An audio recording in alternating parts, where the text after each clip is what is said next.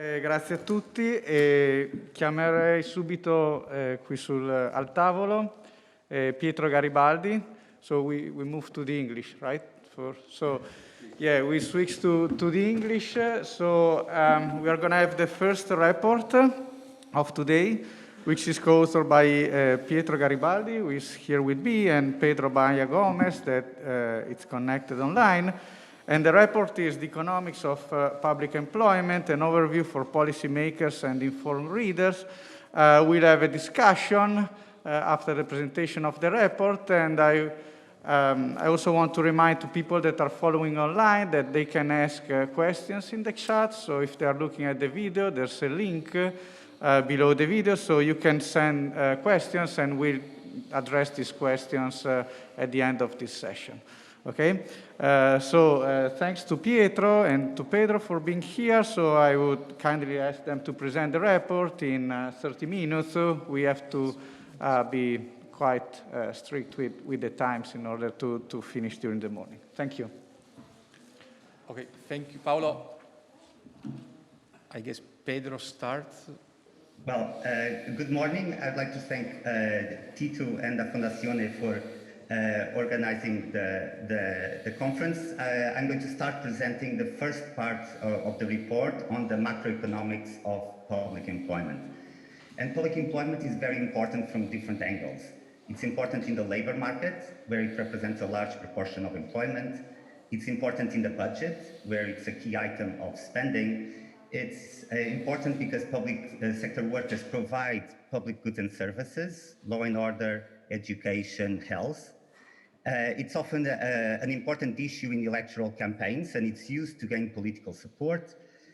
During the euro area crisis, the debate on austerity was largely linked to the role of public sector employment and wages. And of course, as it was already mentioned, the current pandemic has put focus on having modern public sectors capable of dealing with unpredictable crises, but also the aftermath with very high levels of debt also puts emphasis on the cost of the public sector workforce. Now, when we go to the debate on public employment, it's very vibrant, but it's often based on perceptions rather than facts. So it's often very simplistic and reduced to a confrontation, very sterile between some supporters of austerity that say that public sector workers are a bunch of lazy bureaucrats to be cut, or supporters of public spending that say that public sectors need generous wages to deliver high quality services. And now, when we come to the academic literature, there was a very large interest in public sector employment from the 70s throughout the 90s, but it diminished in the following decade. It essentially disappeared from macroeconomics. So as an example, between 2000 and 2010, only 2 out of 10,000 NBR working papers mention public employment in their title or abstract. The NBR is like the big club of academic economists. Now, since the euro area crisis, there was a new wave of research mainly focused on the labor market effects of public sector employment and wages. So it's with this basis that this first part of the report on the macroeconomics of public employment come in, and we have 3 objectives. So the first is to describe main facts about public sector employment. So we go to data, either aggregate macroeconomic data on OECD countries or micro-level data on the US, UK, France, and Spain to describe main facts about public employment and wages. The second one is to draw from the academic literature insights that can inform and help policymakers. The third part is to propose a roadmap for a reform. So I'll be talking about these first 2 for 20 minutes, and then Pietro will take over and talk about the principles for a reform. Now, I've been working on public employment personally for 15 years, and I find it fascinating because of its complexity. And its complexity comes because it lies in the intersection of different economic fields. So you have macroeconomics of labor markets and fiscal policy, political economy, public economics, and also more micro fields like applied labor economics, personal economics of the government, human resources, public administration. So the two reports that were prepared for the Fondazione, they take two different angles, one more macro, ours, and then the second one more micro. We think they are both, they are interdependent, and how we think about this is that sound macroeconomic policies on public employment and wages can create the right set of conditions to sustain effective, good macroeconomic human resource practices. But even the best HR department, if the restrictions in the macro environment is not good, they will have many problems doing effective human resource practices. So I'm not going over all the facts and all the insights. You see our report is more than 100 pages. The facts and insights are summarized in some gray boxes. But I want to just give you an overview of some key issues. For a start, is defining public employment is not straightforward. There is no natural boundary. It's more like a sphere of influence. And how we think about this, we think about it in two angles. One is about management, whether it's public or private. And the second one is whether it exists a market with a well-defined price. So a typical firm will be private management and for profit. So there is a price and they sell goods and services. Now there is a part in the economy of non-profit organizations that are privately managed, so charities, NGOs. The traditional public sector, so if you want to think the core civil servants, are public management, not for profit. So there is no price. You don't go to the market and buy 500 grams of bureaucracy. But there's also institutions that are publicly managed, but there is a price and there is a market, which are state-owned companies. So they produce a good that has a market. Now, in between these, there lie many gray areas about what belongs to what. In practice, we are limited by the data we use. And sometimes data will be referred to government employees. Sometimes it's going to be referred to even a more tighter, the civil servants. Sometimes it's self-reported. I'm working in the public sector, in the private. Sometimes it's related to industry classifications, or it's on state-owned companies. Okay, so in the end, we are always limited by the availability of data. A second point is about how public employment and wages come in terms of total government spending. So when we, national accounts, they split total government spending into three parts. One is the government value added. This is the contribution of the government to GDP. And on top of that, there are transfers and interest payments. They don't enter the contribution to GDP, but they are sizable, so social security payments, unemployment benefits, subsidies, etc. Now, within the government value added, because there are no market price, it's value at the cost of inputs. So essentially, we have three categories. One is government investment. The second one is purchases of intermediate goods and services from the private sector. And then the third one is the government wage bill. When we think about the government wage bill, we have to think it's the product of two things: the headcount, government employment, and the average wage, so quantities and prices. Now, macroeconomists tend to consider in their models government consumption as purchases of goods from the private sector, what we call G. But actually, there are these two components. One is purchases, but the other one is the wage bill. And they are likely to have very different effects because one acts on the market of outputs and the other acts on the market of inputs, on the labor market. So let's see some data. We first start with the US, just to show on the right-hand side, we have government employment as a percentage of total. And you see the trend that's very common to many OECD countries. The public employment increased since the Second World War up until the 80s, and then it has declined since. On average is 16% of total employment, which is just 2 percentage points lower than the average for the OECD. On the left-hand side, we have this, the amount, the spending as percentage of GDP. And here the point we want to make is that compensation of government employees is actually much larger, in the US 60% larger than purchases of intermediate goods.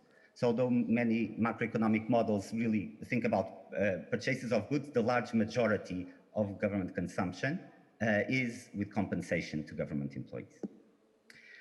Now I'll present some data for the OECD, and this is a key slide, and we want to pass this message that there are always two dimensions to the problem, is public employment and wages, the quantities and prices. And so in this graph we have on the x-axis, government employment as percentage of private sector employment. And in the y-axis, we have the government wage bill as a percentage of the private sector wage bill for different OECD countries in 2008. And three things to notice. The first is that public employment, or in this case, government employment, varies a lot across different countries. And we know that some countries, so Scandinavian countries, they have very high shares of government employment, so more than a third of total employment is public sector employment. The second one is that the more you hire, the more workers you hire, the more you spend. So there is this positive relation between the two. But what's surprising about this chart is that there were 6 countries, Greece, Cyprus, Italy, Ireland, Portugal, and Spain, that it wasn't that they had a very large levels of government employment. They are actually below the average. But relative, how much they spent relative to how many workers they hired was very, very high. And these countries were the ones that were in the center of the euro area crisis because both the sclerotic labor markets and the poor public finance. So it's really important to think about these two dimensions, and this is how you can think about the report. There is the question of public employment, but also of public sector wages.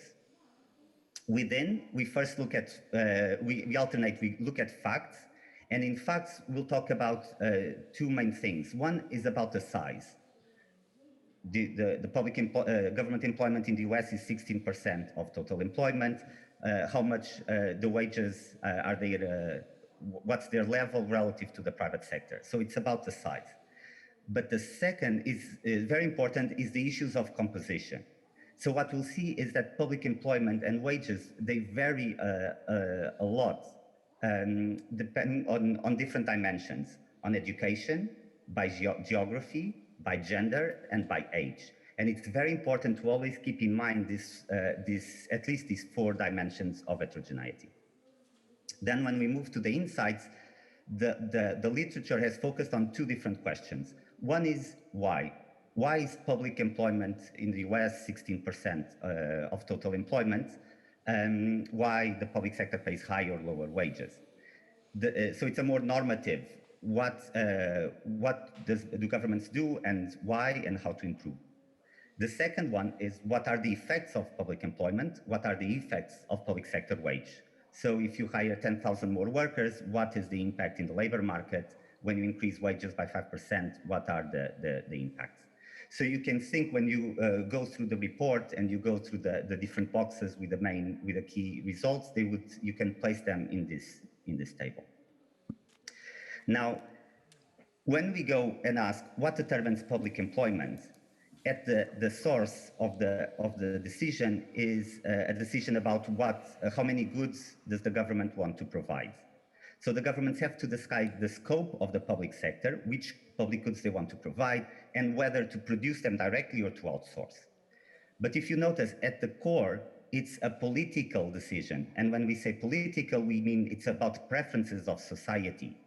So it's not to economists to say what should be the scope of the public sector, because Norwegians would have a different opinion than Americans or Italians. So at the source is a choice of society. Now, economists have studied other reasons that we might have to use public employment. So Keynes mentioned that we should use if demand externalities were not internalized.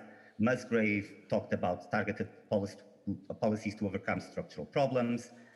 Alessina mentioned redistribution. There's obviously budgetary considerations. And unfortunately, there are other benevolent reasons. So it's been documented sometimes public employment is used to advance interests of politicians, of public employees, for rent seeking or to win elections. Okay, but at the core of the decision is a matter of which goods does the public sector wants to provide, and that's a choice of society. Now, when it comes to the wages, it's no longer a matter of preferences. It's a matter of the labor market. So if you think that, so the models about optimal public wages, what should public wages be? So you have to think about the labor market. So in the private sector, you have Adam Smith's invisible hand that adjusts the wage to equate demand and supply, but the Adam Smith invisible hand doesn't loses its touch on the in the public sector. So what the role of policy is try to mimic as much as possible what would be the private sector wage or the wage if it would adjust to equate demand and supply. So what this implies is that the public sector wage should be aligned with the private sector wage. But when we say aligned, it doesn't mean they have to be equal, because it should be adjusted by what economists call compensating differentials. So when the public sector jobs have characteristics that offer a benefit to workers, and we'll talk about job security, better work-life balance, better pensions, or better healthcare plans. Okay, so they should be aligned. The compensation should be aligned, but it doesn't mean that the wage have to be equal. But in practice, this is how it should be. In practice, wages respond to the tightness of budget. They are affected by unions and the power of civil servants. They are used for redistribution to win elections. And even when the government doesn't do an active policy, sometimes just by inertia, if it doesn't accompany development in the private sector, it can create misalignments between the public and the private sector. And these misalignments, they are well documented in the academic literature with what's called the public sector wage premium. This is going to very fine data and trying to find workers in similar occupations with similar education, similar characteristics, and compare them, the private sector worker with a brother that's working in the public sector. And what we've seen, there are countries, in general, Nordic countries, the public sector pays less than the private, so satisfying this optimal wage principle. But you have many other countries, so it varies a lot, and you have countries sometimes that pay 20% more to public sector workers on average. So these include often Southern European countries, Portugal, Spain, Greece, Italy. Now, we have to be very, very careful when we draw inference with this figure, because this is about the size. When we go, so I've mentioned this heterogeneity of public employment in education, geography, age, and gender. I'll just mention education. This is, for the US, the share of government employment by education group. And we see that the government hires very few low-educated workers and hires more than a third of all workers with a master or a PhD. In Italy, it's more than 50% of workers with higher education. But then when we go to public sector pay, when we estimate the premium for these different groups, we see that the government pays higher wages relative to the private, to the workers with lower qualifications, and at the very top, the government pays a lower premium and often a negative premium. So if you want just a quick example from data from the Structure of Earnings Survey for Italy, an office cleaner in the public sector earns 1,585 euros for 40 hours work on average, a full-time worker. And in the private sector, it earns 120 euros less, so 9% less for 45 hours of work. But then when we go to a top occupation, like administration professionals, in the public sector, the average wage was 3,000 euros. but the private wages were 5,000 euros. So then you have this misalignment of wages at for different workers. That's why we shouldn't talk about just one-size-fits-all policy. So what's the problem of this misalignment? Well, I'll read you the quote. Italy's chronic unemployment problem has been thrown into sharp relief after 85,000 people applied for 30 jobs at the Bank of Italy. The work is not glamorous. One duty is to feed cash into machines that can distinguish banknotes that are counterfeit or so worn out they should no longer be in circulation. The Bank of Italy whittled down the applicants to a short list of 8,000 people, all of them first-class graduates with a solid academic background. They will have to sit in grueling examinations in which they will be tested on statistics, mathematics, economics, and English. The high interest was a reflection of the state of the economy, but also the Italian obsession with a permanent job. This quote highlights many of the problems of having this misalignment between compensation in the two sectors. For once, it generates long queues for public sector jobs. This uses a lot of resources in the hiring process, but it generates higher unemployment because these people are not searching in the private sector, they are not creating their own companies. It generates underemployment in the public sector. You have very qualified people then will be in jobs that are typically unskilled. They encourage the use of nepotism, of using connections to jump the queue. They reduce reduced entrepreneurship rates in the private sector. And one important aspect that also Pietro will mention again is that it alters the incentives for the government of which workers to hire.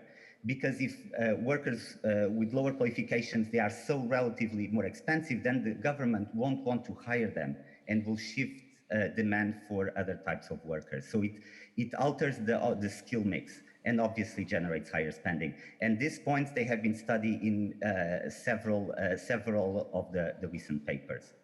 Now, you also have to be careful because you also have the costs when the public sector wage is low, and that happens for some occupations. It generates recruitment problems, jeopardizes production, and it generates an inefficient skill mix. You want to hire a really top manager, but because you don't pay enough, you just can't hire, so you have to substitute away. So in general, this misalignment generates inefficient skill mix.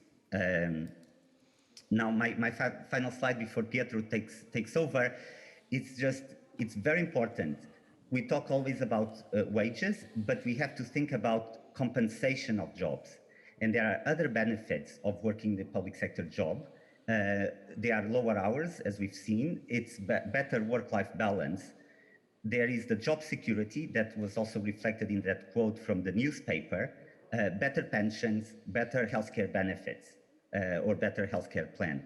So it's very important to value these elements properly, and then it should be fed in to lower relative wages to the private sector to keep a balance between the compensation in the two sectors. Now, how can we know if the public sector wage is too high or too low?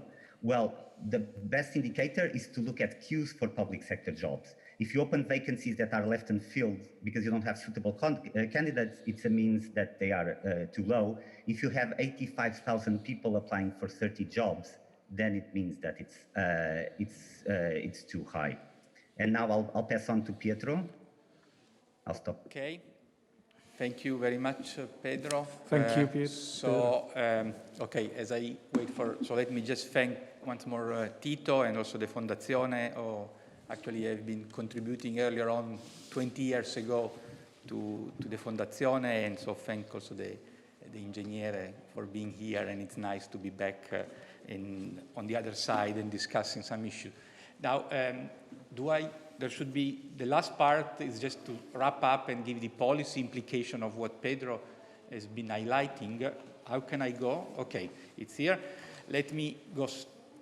Okay, so hopefully it works. Now, the bottom line of our policy proposal is very simple, is that quantities are policy variables. Wages should not. So basically, we think that the government should have full flexibility in choosing the level of employment, but the setting of wages should be outside the political space. It's very strong, but it's also very simple. Why? Because we want a better, although not perfect, alignment of public wages with the private sector. That's the goal. How do you do it? We do it, I think, in 2 steps. First, the step 1 is to set a pay schedule and a progression structure. You cannot do it overnight. And then, once you set up the structure and the progression, then you can have a yearly wage growth decision. And then I try to discuss it and also give some potential criticism. Now, so what is the benchmark? For each job, you need, for each occupation, of course, by education, by experience, by region, you should have the private sector wage equivalent in that particular cell. Well, cell is, as I said, occupation, education, experience, and region, but not gender. That's very sensitive. I think we strongly believe that the state sector, the government should have an equal gender pay. So in that case, if you think that there is a problem with the gender wage differential, you should have a specific policy to reduce that in the private sector. Now, once you have this benchmark, then you need to adjust downward for some specific, which is linked to job security, which tend to be higher in the public sector for work-life balances. Sometimes you have pension premiums in many countries. In Italy, it's been reduced, but in other countries, it's still there. Healthcare. And the structure should be flexible enough to go into micro-issue and human resources. It's more and micro things. And there might some occupation, I think of the army, for example, where in private employment you don't have a benchmark. So what do you use? Well, then you should try to match occupation with similar career and education. Now, once you put this structure in place, how do you measure? Well, there is a simple indicator, it's the length of the queue. If there are a huge queue for some jobs, like Pedro was saying, somehow the structure is not right. Now, of course, there are important byproducts by doing this. Of course, it's not simple, but there is a byproduct. First, that in most countries, this requires a reduction of public sector wage premium for low-educated workers, for young workers, and in poorer regions. And why? Because the theory of public employment, the one we have been working, the one that Pedro has been working for many years, is that there is an endogenous response to changes in the wage premium. If you change the wage premium and probably you align to the private sector, quantity respond. And this is probably implied that the government will increase for some specific workers the demand. Now, you cannot implement this overnight. I mean, it would be impossible, and also we strongly think that direct wage cuts are neither feasible nor desirable.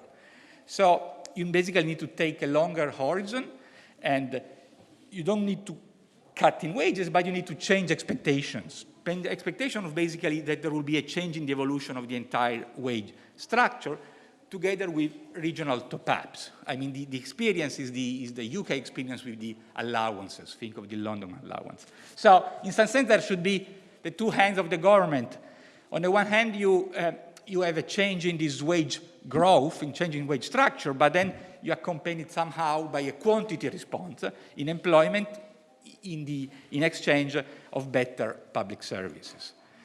Once you have done this, which is a big, it's not something that you do it in a semester, it's a multi-year plan, then you establish a public wage commission. Again, the benchmark could be the example, the 20 years example of the low pay commission in the UK, which set basically the growth rate of public wages with the goal to maintain a target ratio of the wage bill relative to employment in the private and the public sector. And it could be done within fiscal council that exist in most EU countries. Actually, they do exist in most EU countries. And you need to be forward-looking, of course. And every 5 to 10 years, of course, the exercise must be a bit adjusted because things do change. What is the advantage is that, of course, you maintain parity between the two sectors, both in good times and in bad times.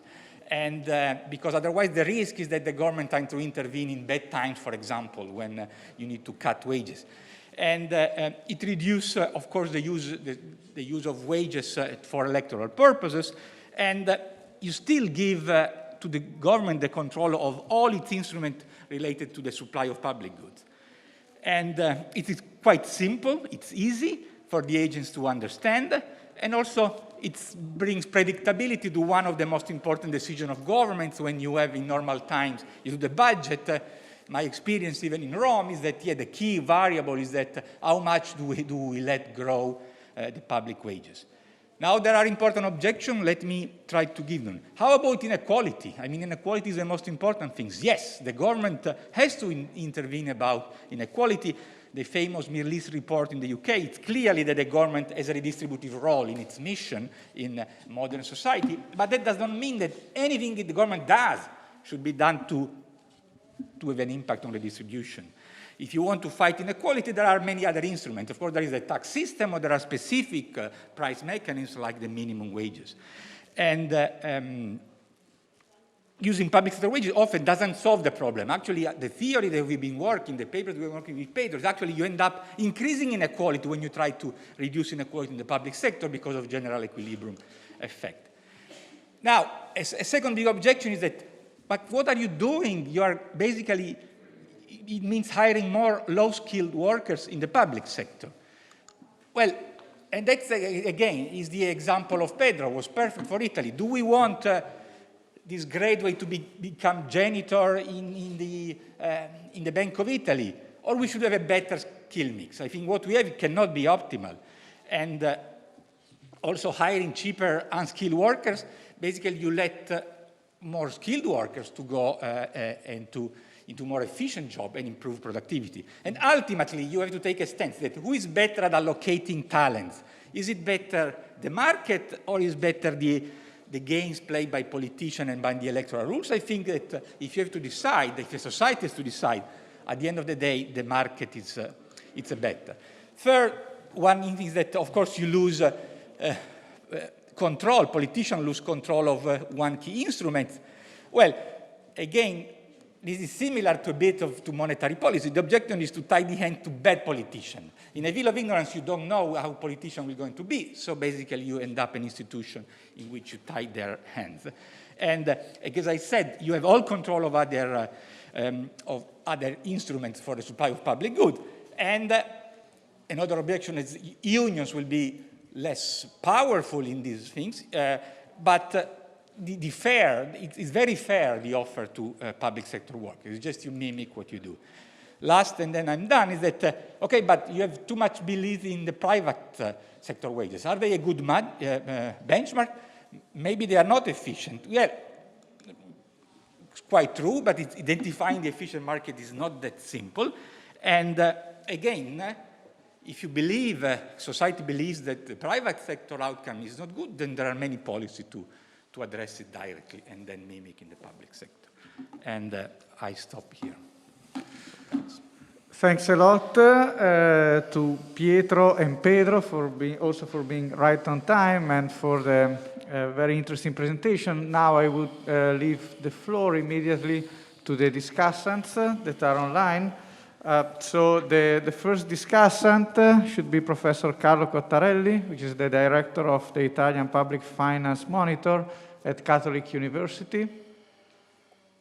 This is the paper that I have to comment today by Garibaldi Gomes is definitely a very comprehensive and useful paper that covers issues that are related to public employment and therefore are not only very important for public finance and for macroeconomics in general, but as you can imagine, they are also very controversial because they deal with issues such as the size of government. When you get into issues such as the size of government, you get always in a controversial area. It is therefore extremely useful to have a comprehensive survey of the literature, like the one that provides this paper, and a detailed cross-country analysis to allow a comparison between what a country is doing and what other countries are doing.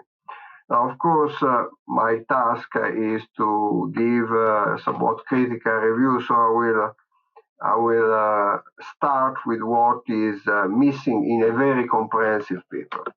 There is one omission that is recognized by the authors. The micro issues related to personal management financial incentives for recruitment and performance. These are not discussed as the authors underscore, yet there are key issues to improve efficiency. I understand that the authors could not cover everything, but I would like just to underscore that in order to have a public sector that works effectively, it is critical to have an appropriate personal management approach and to consider the management of a public entity like the management of a firm that is not maximizing profit, but it is maximizing the quality and the quantity of services to be provided in a cost-effective way. There is a non-recognized omission. There is something in this area on pages 15, 16, but it's really something minor, on something that I would regard instead a critical issue, which is how productivity and therefore given employment value added are computed in national statistics, both in terms of levels and in terms of changes. I would believe that most economists, they don't really know how statistical center like Istat in Italy compute the productivity and therefore the value added of the public sector. It is a gray area for economists, and I think it would have been very useful to cover it, and perhaps in an extension of an already very comprehensive paper. That's an issue that it would be useful to cover. Not least because it is an issue that is very important in our country, Italy. The Istat statistics show a steady decline in productivity in the public sector in Italy, which contributes to the anemic productivity growth in Italy of the last 20 years for the whole economy. And we have been working as part of the work that we do at the Osservatorio sui conti pubblici italiani. We have been working on this issue with Istat, and I can tell you that it's a sort of black box how productivity in the public sector is computed. And it would be interesting to see how this is done in other countries. There is also a little on public enterprises. I understand, again, there's only one page on public enterprise that in some countries is a key issue, and that I believe is going to become a key issue also perhaps in Italy because of the increased call for more presence of the state in the economy. There is one main policy prescription, and it's a very important one. And the prescription is take wage policy out of the hands of politicians. It's a sort of anathema for those who believe in incomes policy. Incomes policy was discussed very much as a tool of macroeconomic policy in the 60s and in the 70s. And again, it is not part of the list of standard macroeconomic tools, but de facto many countries still regard wage policy in the public sector as a key instrument of macroeconomic management. Perhaps this is the wrong thing to do. So in substance, I agree with the authors of the paper, but certainly something is going to make this prescription going to make many people unhappy. Yet, as I said, for good reasons, in principle, the decision on wage policies should be taken away from the hands of politicians because the size of the public sector, if there is a need, that can be changed by increasing or reducing, if you want to reduce it, the public employment. But in terms of prices, this is a price of a service that you want to buy. And if you try to apply a price that is too different from the market price, you're going to create distortions. Distortions of a microeconomic nature, you may not be able to attract the right people, and distortion of macroeconomic nature because the role that public sector wages can play in the economy is very important. public sector wages may create, public sector wage increases may create imitation effect in the private sector, and therefore contribute to a movement of the price level, of the wage price, of the wage level, and of the price level away from what macroeconomic equilibrium consideration would require. And a case in point, I believe, is our country, again, Italy, after the entry of in the euro in the early 2000s. Wage policy in the public sector was used in a very expansionary way, with wage increases that were very strong and stronger than in the private sector, but still this led to an acceleration in wages in the private sector too, which in my view contributed in a critical way to the macroeconomic problems that followed and the macroeconomic disequilibrium that followed the entry of Italy in the euro area. In a nutshell, Italy lost a lot of competitiveness in that period, also price competitiveness in that period, which led to a widening of the current account balance and definitely contributed to the feeling that Italy could not remain part of the euro area, and therefore to the speculative attacks that actually materialized and reached a peak in 2011 and 2012. And to some extent, at least to some extent, this would not have happened if wage policy in the public sector had not been mismanaged after entering in the euro area. It's not going to be, definitely is not going to be easy to implement the recommendation of the paper to take wage policy away from the political stage, not least because it would be regarded as creating a precedent. You take this part of budget policy away from politicians, there may be a risk, a perceived risk that other things may be taken away under pressure of the public opinion, for example. And it would be actually quite difficult to take fiscal policy in general away from the political arena, because there is nothing more political than fiscal policy choices. Fiscal councils, as you know, fiscal councils have developed around the world, but fiscal councils do not take fiscal policy decisions. So it will be the first, virtually the first, with few exceptions regarding regulated prices, but it will be a major political step to decide that wage policy is no longer a decision that is taken by the government. Now, in implementing this decision, this recommendation, there will be some pitfalls. There are some problems. Technocrats, the paper says, should use as benchmark for the determination of wages in the public sector, the private sector. The private sector should be the benchmark. But the question is, should the private sector always be followed?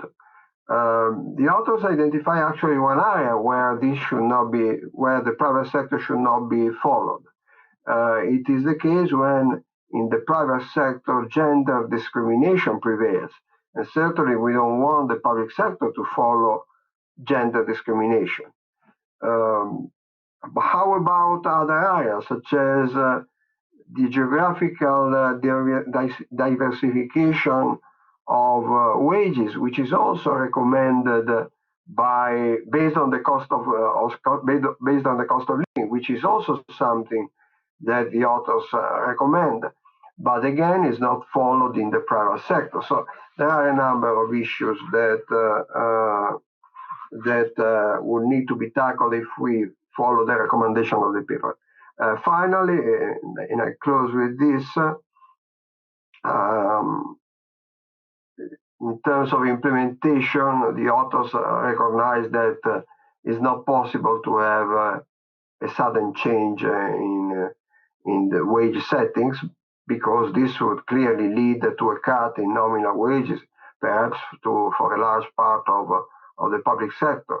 Other sectors would have an increase in public sector wages, others would have a decline. And it's going to be difficult to do this in the short term. So the authors say this would have to be done slowly.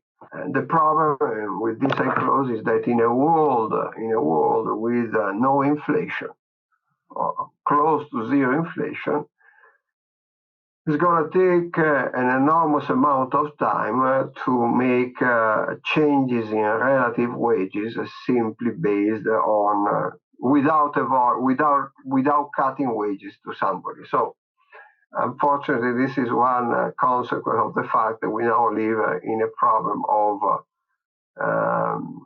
zero or almost zero inflation. Mistakes that you may have made in the past in setting nominal entities become very difficult to correct in the absence of inflation. Thank you very much, and again, congratulations on a very useful and comprehensive paper. Okay, so we thank Carlo Cottarelli for sending this contribution. I mean, this was pre-recorded because he's currently in the US, and I would give the floor to Juan Dolado, that should be instead online from University Carlos III. Hi, Juan. Buongiorno a tutti e buona salute. Is my presentation already uploaded, or Okay. Can you hear me well? Yeah, Yes. yeah. Okay, thank you. So these are my comments for what I'm going to call the PG squared report, Pietro Garibaldi and Pedro Gomes.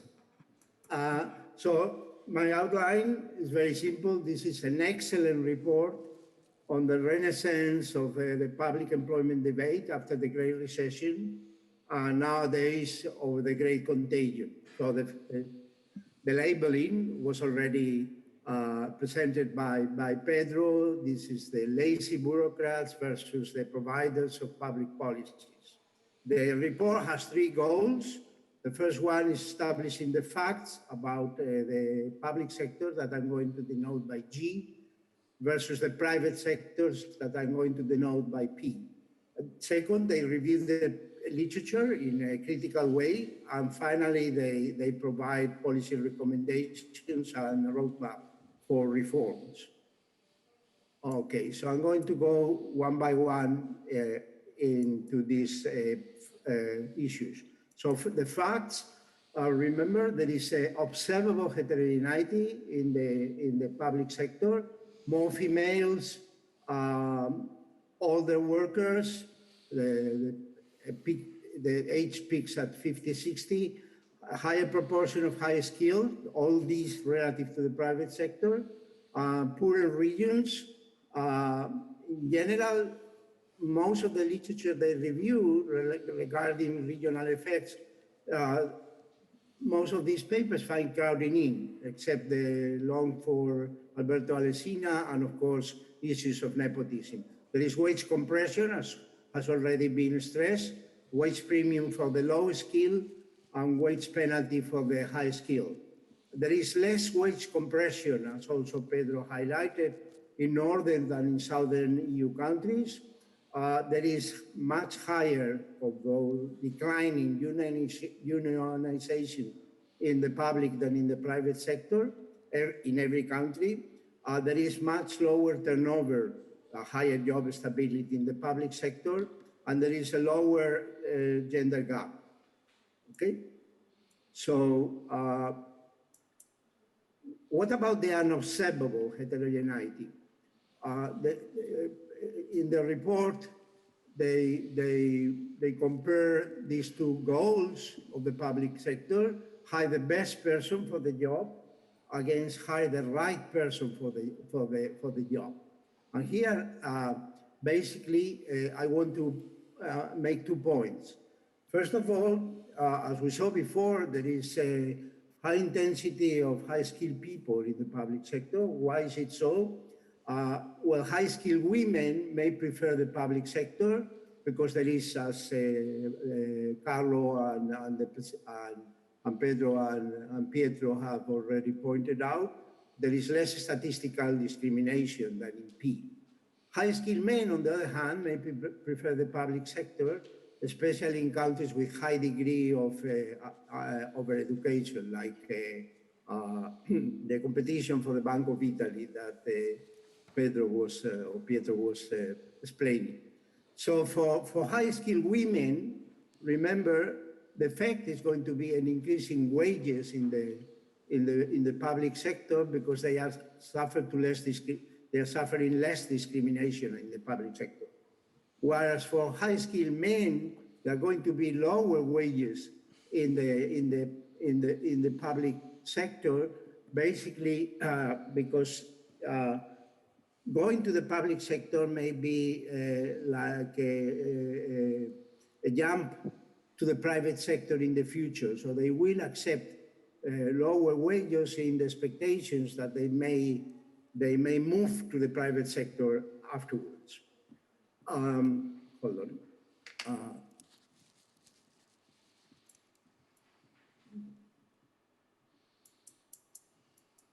Models. They discuss three types of models on wages and on employment at the public sector. The first one is sort of a neoclassical model where real business cycle model. So you have, I'm going to call employment T, remember, and the wages as W. Higher employment at the public sector leads through the standard crowding out effect to lower employment in the private sector. Hence, since there is less labor is more scarce in the private sector, wages in the private sector will go up. Okay, so this is the effect in the standard neoclassical model. Then if you add frictions in a search and matching model, and search is random, the effect is the one that Pedro explains. Higher wages in the public sector implies higher reservation wages of workers, which is like a weighted average of whatever they can get in the private and in the public sector. Higher reservation wages implies higher wages in the private sector, and therefore, through the labor demand effect, lower employment in the private sector. If, on the other hand, the search is directed, so people have preference to look into a job, of course, higher wages in the private sector leads to long queues in the public sector, less people queuing up in the private sector, so this reduces the vacancies in the private sector, which leads to a fall in the employment sector. So random and directed search models lead more or less to the same results, but through different channels.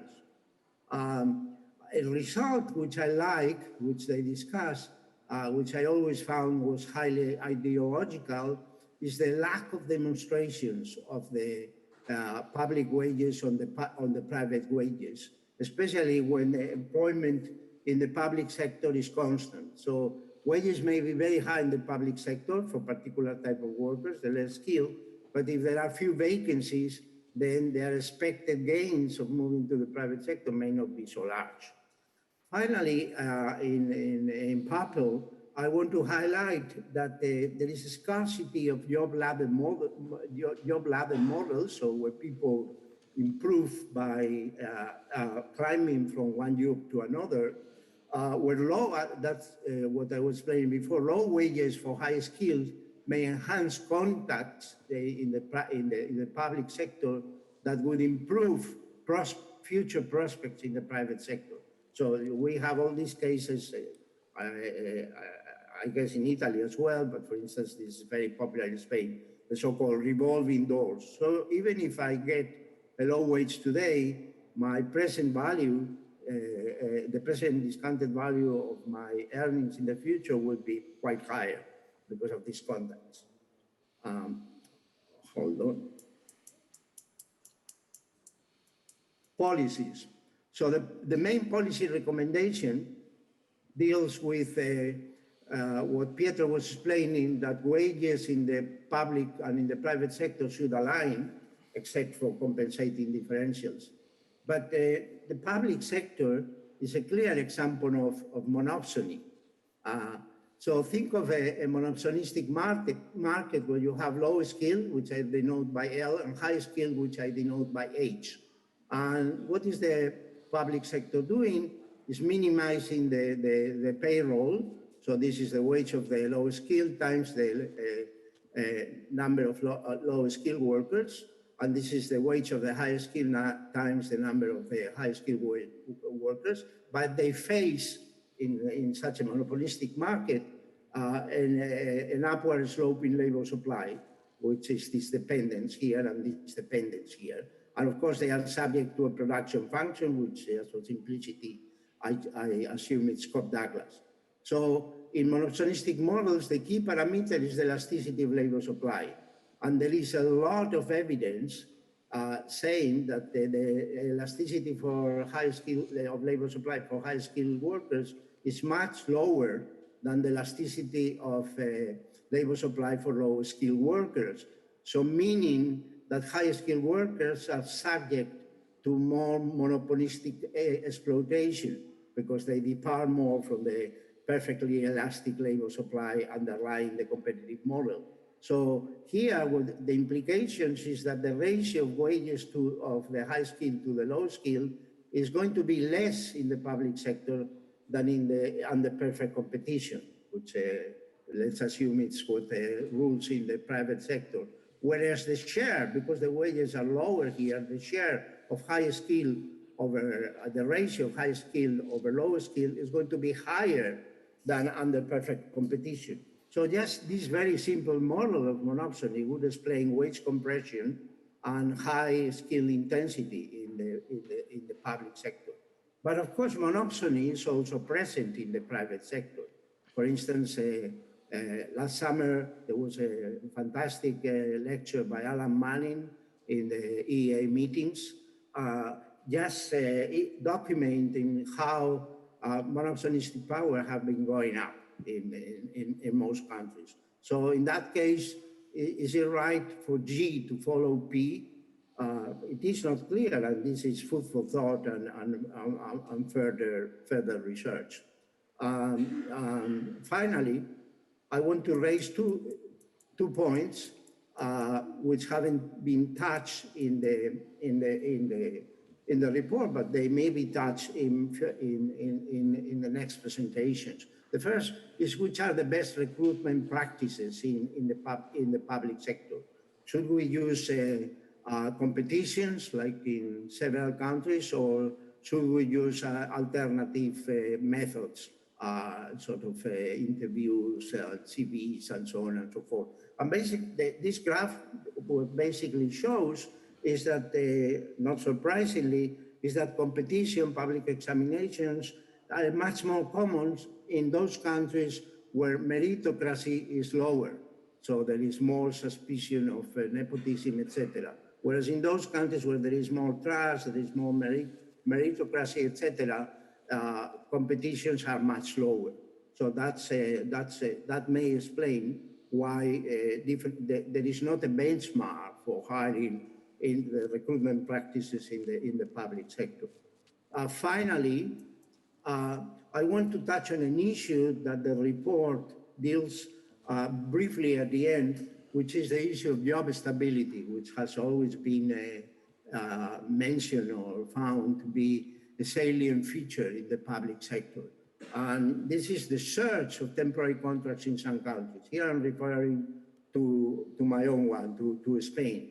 Well, what you see is that as austerity has put more pressure on governments, many activities carried out by the public sector have been outsourced, okay, to temporary work agencies. So for instance, this line over here, this is the share, the temporary rate, the temporary work rate in the public sector, okay?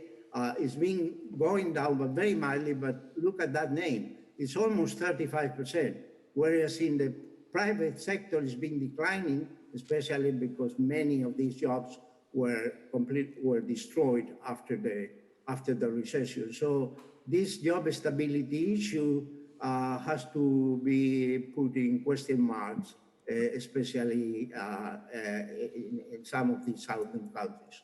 So I stop here. Thanks for your attention. Thank you very much, Juan. I mean, we had two great discussions. I think they were very complementary also, with the second discussion going more to the formal theory of behind the report.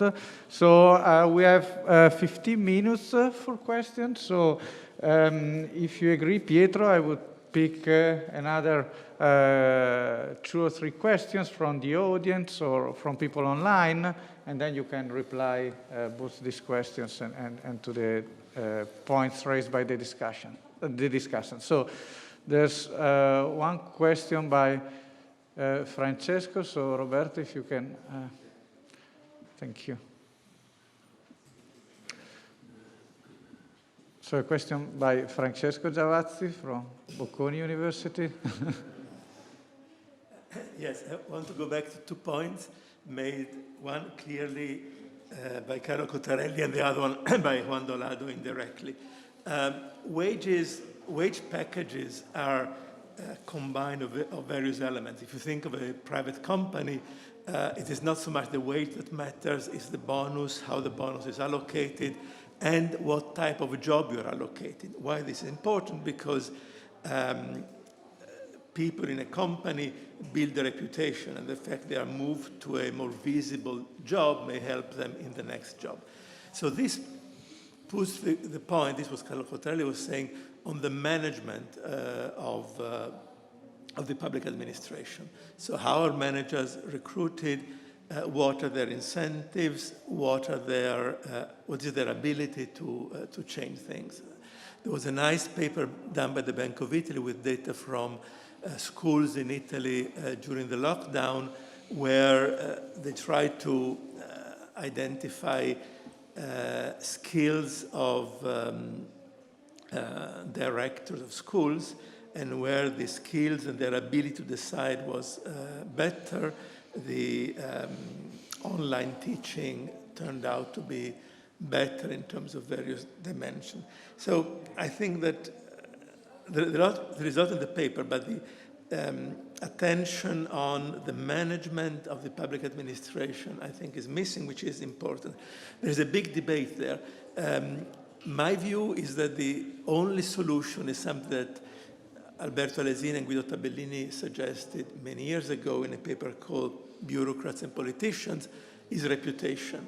And you keep up reputation if you have a revolving door system, so that the manager or anybody who works in the public administration needs to do a good job, because he knows that eventually he has to go to the private sector, and his value in the private sector depends on how good he has been in the public administration.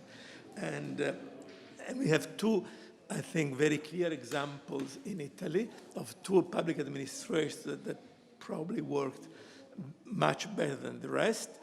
One was the Treasury in the 90s, when Minister Guido Carli hired a bunch of people from outside the public administration and allowed them to turn the Treasury around. And they were there long enough. Mario Draghi was there for 10 years, and he was able to change dramatically the administration. I think the effects are still around. Unfortunately, for a shorter period, what Tito did at the Social Security Administration was on the same direction. But why did they do it? Because both Mario Draghi and Tito knew that that was not their last job.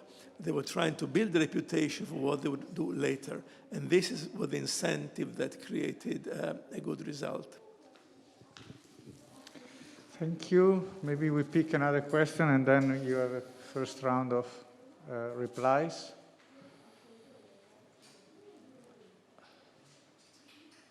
Yes, thank you very Francesco Armilei from the Fondazione Debenedetti. Thank you. Thank you very much to the speakers for the report we heard. My question is somehow related to what Professor Giavazzi was mentioning, and to the policy-oriented part that Professor Garibaldi presented.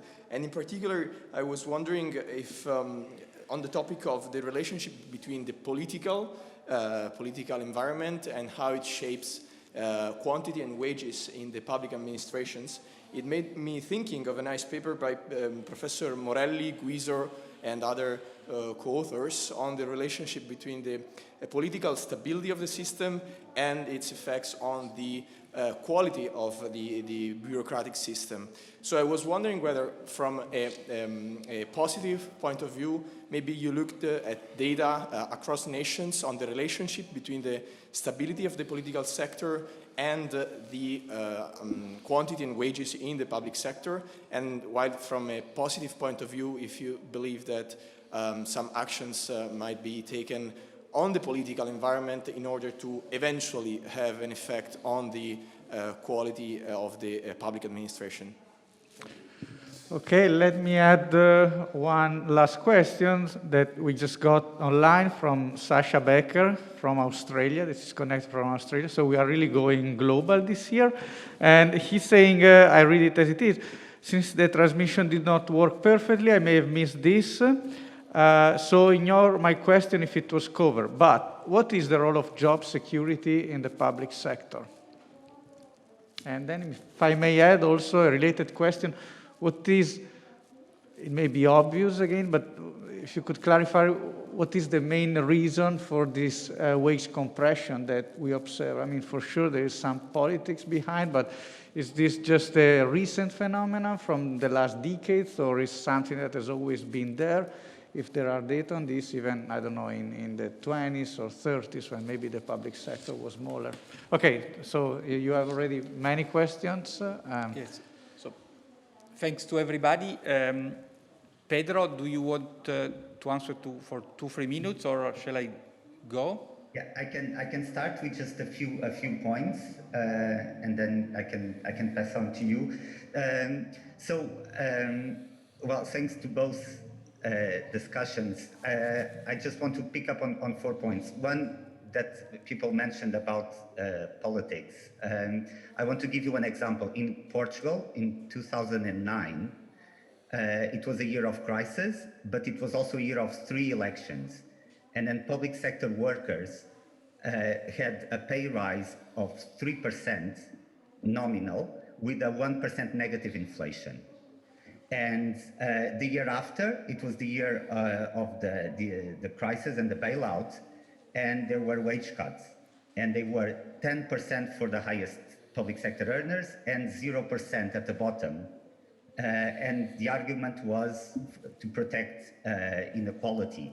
So from one year to another, without any change in composition of the workforce or productivity, you had some workers earning more, 4% in real terms, and you had other workers earning less, the top ones. So you increase this compression. So this wage compression can be due to other things, the role of unions. It's not in every country. Nordic countries, Scandinavian countries, tend to have a better alignment, as I mentioned.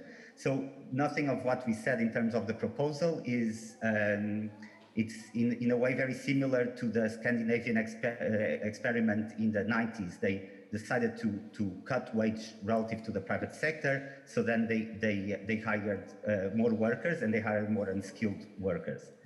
But this shows this issue, how politics involved, and it's this decision, this yearly decision of and these changes in the structure that disregard any type of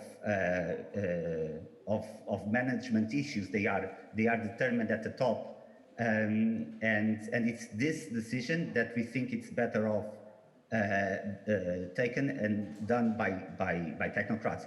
Nothing of the rest. So we still leave politicians with all the important choices about which goods to provide, how many workers to hire, the quantities, but we just take this one. I think I'm not a particular supporter of having rules for every fiscal policy instrument, not at all, but I think we think this one is very important.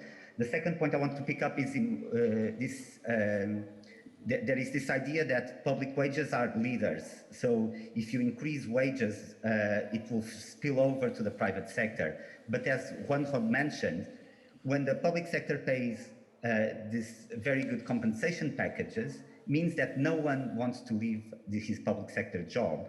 So it means also that the government hires very few workers. So if the government hires very few workers and it's so competitive, you know, there's no really imitation effect, because you are in the private sector and you say to your boss, oh, the public sector is increasing 3%, and then he would say, oh, get a job there. But it's very hard because there are very few jobs and they are so competitive. So here there was the question about the job security. What's the role? There's two roles. One is that there is very little turnover. And the second one is that it offers a compensating benefit to workers.